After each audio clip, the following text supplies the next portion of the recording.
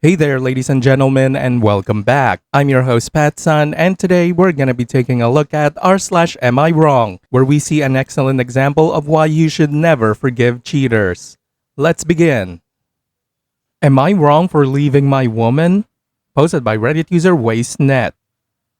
My girlfriend and I have been together for over 4 years. We have a place together and one day hope to get married. Well, that changed when I left, obviously. So in the beginning, within the first year, I did cheat on my girlfriend, just talking to someone. No actual meetup or sexual intercourse, just flirting. I was caught, I was ashamed of it, and I did the best I could to work it out. For a while, about 6 months, I let her express her frustrations and we fought and stuff almost daily. Dirty looks, throwing shade, going through my stuff, tracking my location, etc. It got to the point where I felt it was getting abusive. We couldn't stand each other. Dates would end in a fight, we wouldn't go to bed together, our sex life dried up, etc. Eventually I reached a point that I felt like she needed to stop and let it go. This basically infuriated her, saying it's not fair that she has a time limit on how long she can be mad. I didn't mean it in that way, but I get it. I screwed up and have been taking her fits and doing my best to be good and work it out. Well, from that argument, nothing changed. We still fought a lot and she was still made. Wash, rinse, repeat. Fast forward to about 3 years later and she's still upset and fighting about it.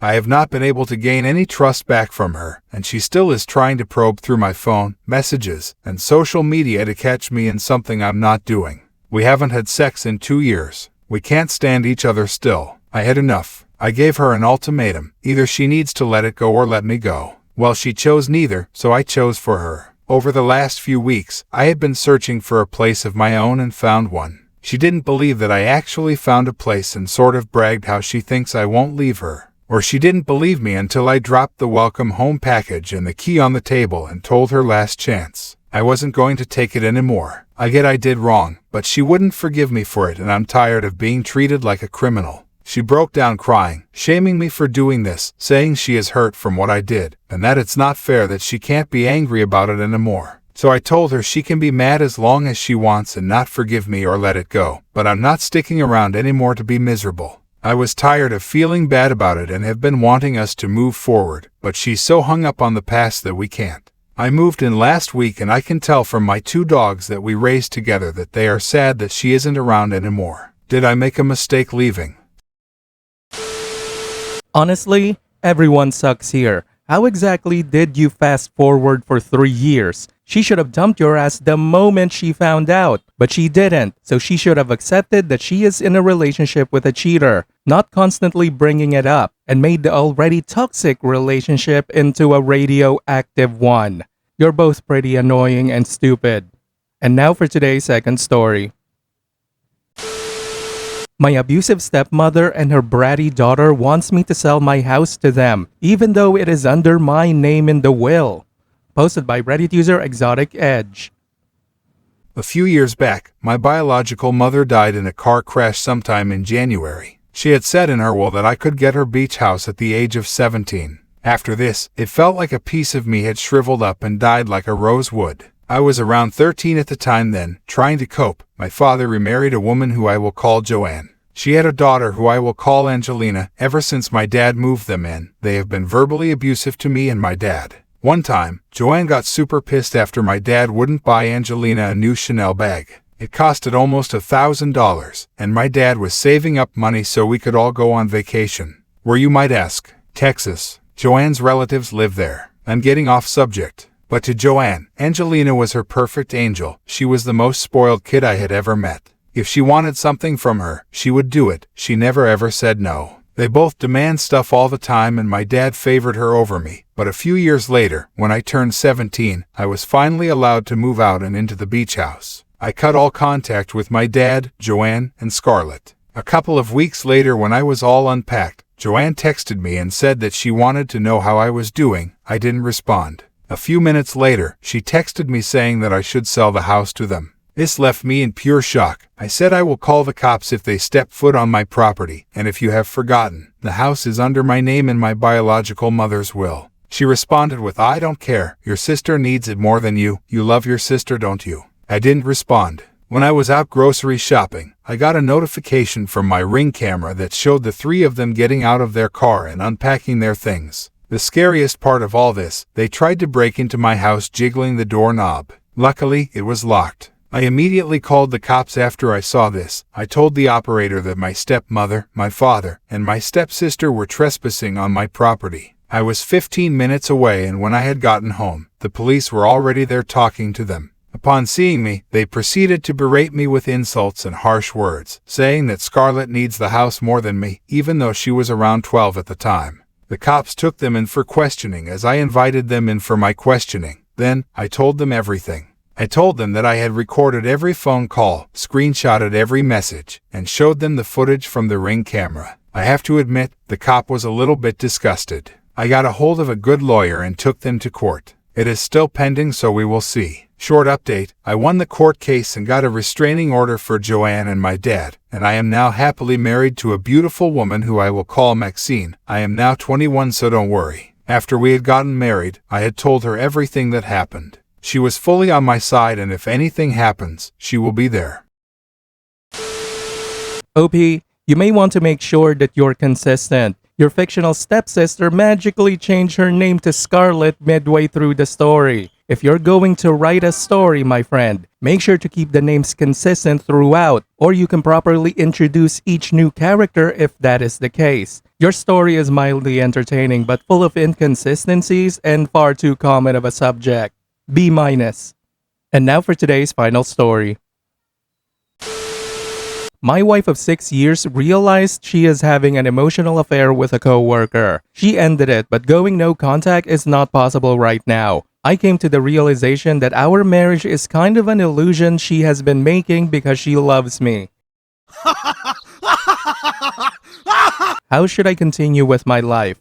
Posted by Reddit user Ansful I have so many mixed feelings, I don't even know where to start. Sorry if my writing comes through as a ramble. Up to this point, I thought that our relationship, even though it had its ups and downs, did not have any fundamental flaws, but now I have some serious doubts. She told me she just came to the realization a few weeks ago that she is having an emotional affair with her coworker, 45-year-old divorced male. This is in itself absurd, by the way, that this is unacceptable and she has to stop.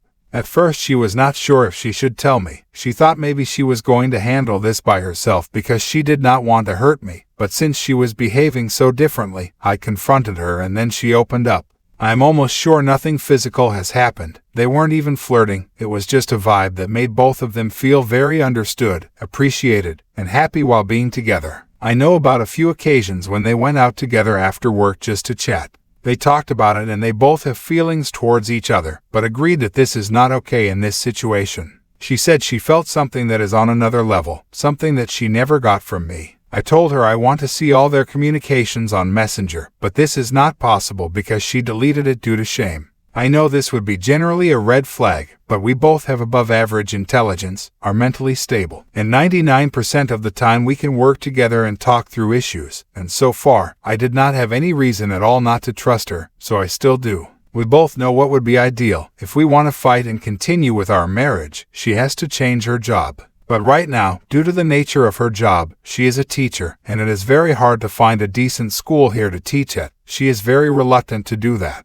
I know this is a bad idea generally, but she promised she will cut off any personal communication with him. The problem is that guy is sitting in the same office and they inevitably meet every day. I told her she can try, but it is my gut feeling this is going to turn out to be a disaster, so I might give her an ultimatum later. I haven't decided yet, partly because first I have to put my mind straight about our marriage, if I actually want to continue it or not. Not because of the affair, but because of the problems that surfaced. I think this affair is a symptom, not a problem. She said she has been looking for reasons why she married me in the first place, but right now she cannot see any good things. She only sees our differences. So the only reason she is staying with me right now is because she has made her vows, so she is going to keep herself to them, however much it hurts to see the prospect of another better life in front of her. She is hoping that in time she will forget the feelings from this affair and relive the feelings she had with me back in the days. There must be something that brought us together, she said. This in itself sounds very mature and almost unbelievable to be true.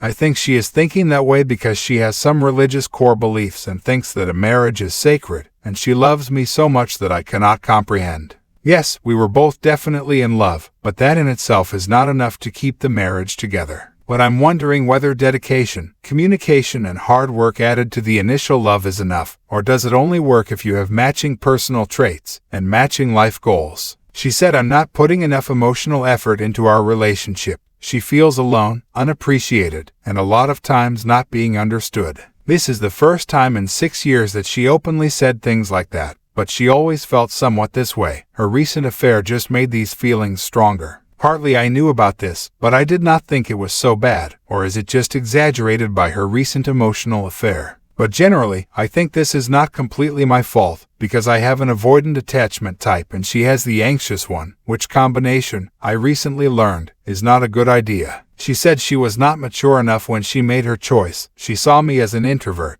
but a very intelligent man who would never be able to cheat on her. That's why she chose me, and because she did not want to be alone. She literally moved from her parents to my house, never lived alone and independently. I chose her because it felt so good that someone cares about me. I had quite low self-esteem back then due to social isolation. She did very good about caring for me in those 9 years of being together. I didn't notice any of her struggles. But she also said if she had to decide now, she definitely would not choose me. So now the question arises, are we fundamentally incompatible and made a bad choice 6 years ago? Or does this idea of a sacred marriage actually work in the long term? I guess a prerequisite for that would be that both parties believe in it, but I can't believe this 100% right now. I mean, we get along very good, as roommates with some extras. Sex has always been really good, but our personality is at least 80% different if you look at hobbies, interests, sense of humor, need for emotional support, spiritual views, me being an atheist, long-term plans, etc. She also said she is afraid I won't be a good father, so maybe she doesn't want babies from me at all because I'm always alienated by babies. I mean, I'm sure I want kids, but the truth is I'm really afraid of how we can handle the burdens and how I can support my wife during those hard days. I know I'm very vague emotionally, on the border of having Asperger's. That's something I just can't change. Imagine someone who is a lighter version of Sheldon Cooper. Now it's up to me to decide. She said she wants to live with me no matter what, but I don't want our relationship to be so single-sided. I think I love her, but for me talking about my emotions and understanding them is very hard. The only way I can cry, for example, is listening to music. TLDR, wife admitted she had an emotional affair. We both realized we are very different, and if we want to stay together, we have to work a lot to understand each other better. She wants to end the affair and stay dedicated to me, but right now no contact with her affair partner is not a favorable option. In the meantime, I started to doubt if this marriage should exist at all, since she is clearly not feeling fulfilled while I, on the other hand, mostly yes. Thank you. If you read through, any advice or insight is appreciated. So long story short, she settled for the safe option and you're a weakling who can't stand up for yourself. Got it.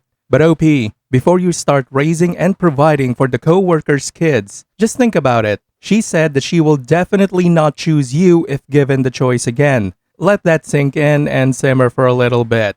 Ladies and gentlemen, she said that shit to OP, and people are still defending her and telling him he needs to work on this relationship. What a fucking world we're living in, huh? Viewer support is the best way for me to remain independent and continue bringing you these daily videos, which will always be here on my channels for you to watch absolutely free. So please consider subscribing to me on Rumble and on YouTube. Both will be linked in the description box down below. Thanks for listening, everyone. If you even somewhat enjoyed today's story, make sure to give this video a thumbs up, and if you really like it, consider subscribing to PattSun to never miss a future upload. Stay strong.